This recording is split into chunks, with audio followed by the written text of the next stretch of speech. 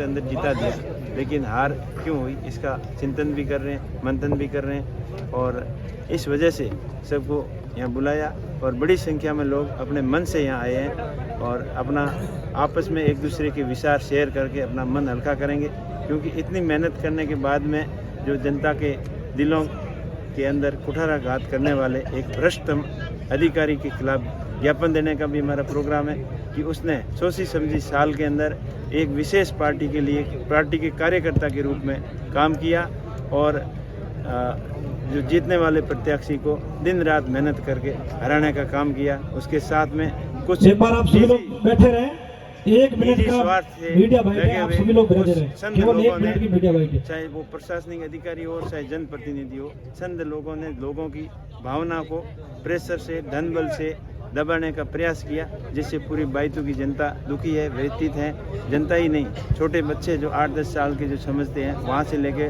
17 साल तक जो वोट नहीं लगता है, वो बच्चे सबसे ज़्यादा दुखी थे। इस वजह से ये सभा रखी कि अपना अपना विचार साझा करें और अपना मन हल्का करें और लोगों को तहे दिल से धन्यवाद दें कि रात दिन मेहनत करके एक दोनों राष्ट्रीय पार्टियों को कड़ी टक्कर दी। एक पार्टी को तो बहुत पीछे धकेल दिया, चाहे मोदी जी आके यहाँ समझा के गए या राहुल जी आके समझा के, उससे कोई फर्क नहीं पड़ा।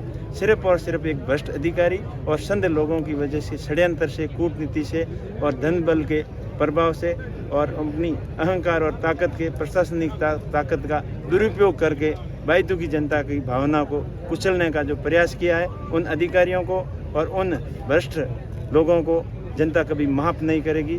उनकी बद्दुआएं हमेशा हमेशा उनको दिन और रात उनकी जनता की बद्दुआएं लगती रहेगी और भगवान खुदा उनको कभी माफ़ नहीं करेगा। लोकसभा चुनाव में ताल ठोकने जा रहे हैं अब लोकसभा का चुनाव आने वाला है, आगे हमारे नेताजी क्या करेंगे क्या नहीं करेंगे, लेकिन कुछ लोग कह रहे हैं कि ये पार्टी अच्छी नहीं है। मैं उन लोगों को कहना चाहता हूं कि हमारे लिए तो ये पार्टी बहुत अच्छी है जिसने ये मंच दिया, और अगर अच्छी दूसरी पार्टियां होती तो हमको लाके टिकट दे देते, तो हमें प्रत्याशी बना देते या हमारे साथ में जो अच्छा करते, और इतनी आपको चिंता थी तो चुनाव से पहले हमें मदद कर देते।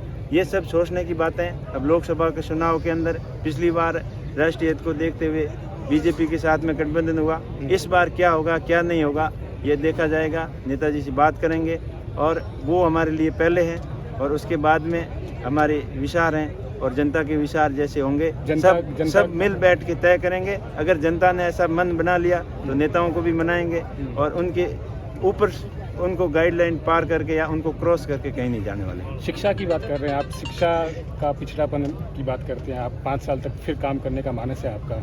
अब देखो, अगर मानस जनता ने मेरे को मजबूर कर दिया इस चीज़ सोचने के लिए कि मतपेटियों के अंदर तो उन्होंने जीता दिया, ये हार हुई है तो सिर्फ भ्रष्टाचार और भ्रष्टतम अधिकारियों की वजह से हुई है, इसमें जनता का कोई दोष नहीं है।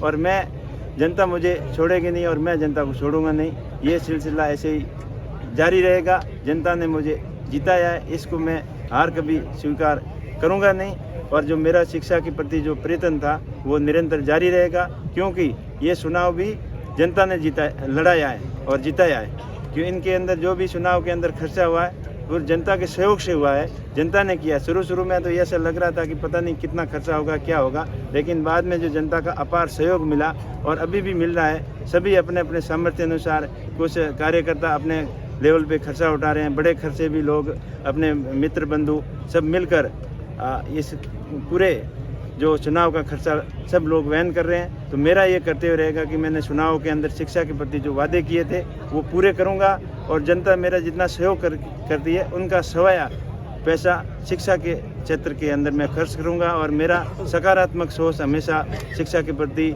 और नशा प्रवृत्ति को रोकथाम के प्रति और समाज को जागरूक करने और संस्कारवान बनाने के प्रयत्न हमेशा जारी रहेंगे। इस प्रकार युवाओं की बात करें तो सबसे ज़्यादा जो वोट देने वाले युवा थे वो आपको जो वोट दिया उनके लिए क्या जो है आपके संदेश? युवाओं के संघर्ष के हितों के लिए हमेशा संघर्ष करेंगे। जिस प्रकार अभी जीतने के बाद में वर्तमान विधायक साहब के कुछ गुंडे वहाँ रिफाइनरी जाके गुंडागर्दी शुरू कर दी और वो कह रहे हैं कि हमारा राज आ गया और उनका राज चला गया। मैं उनको यही एक ही सवाल कहना चाहता हूं कि हमारे पास जितना राज था उसका 1.5 गुना हुआ है और तुम्हारे पास था उसका 4 गुना रह गया है। तो आप किसी युवाओं को चिंता करने की जरूरत नहीं है। उनके हितों के लिए हमेशा संघर्ष करेंगे और किसी को डरने की घबराने की जरूरत नहीं है। और चाहे रिफाइनरी हो चाहे अन्य क्षेत्र में हो, जब भी किसी आदमी को, किसी युवा को, किसी शोषित पीड़ित को मेरी ज़रूरत पड़ेगी, आरएलपी पार्टी की ज़रूरत पड़ेगी, तो आगे की पंक्ति में खड़ा मिलेंगे और मिल के संघर्ष करेंगे। और दबाने से कोई आवाज़ नहीं दबती और झुकाने से कोई झुक नहीं सकता। हम संघर्ष हमारा जारी रहेगा। एक वीडियो जो बड़ा वायरल हो रहा है जिसमें हरीश चौधरी ये कहते हुए नजर आ रहे हैं कि हमने बीड़ी जर्दा बांटने में कोई कमी नहीं रखी गांव-गांव तक, और एक जो है आपका था जिन्होंने ये बोलते हुए आप नजर आ रहे थे कि एजुकेशन और शिक्षा को लेकर मैं भाजपा की जो है हमेशा तत्पर रहूँगा। तो मेरा प्रयास जारी रहेगा। बाकी चाहे नशा बांट के जीते, चाहे जहर बांट के जीते या धन बल से जीते, मेरा स्टेटमेंट और मेरा जो कदम है उसके अंदर मेरे विचार कभी चेंज नहीं होंगे।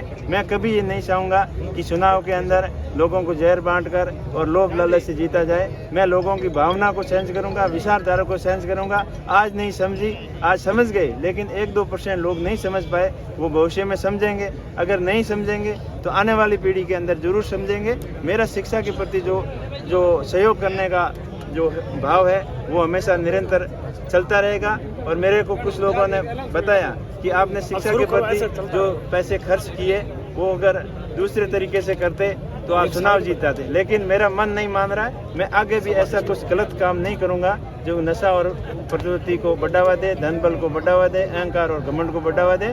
हमारा सकारात्मक सोच के साथ में ये प्रयास शिक्षा के प्रति, संस्कार के प्रति निरंतर जारी रहेगा। और बहुत बहुत धन्यवाद। भाइयों की जनता का अब एक बार आप सभी से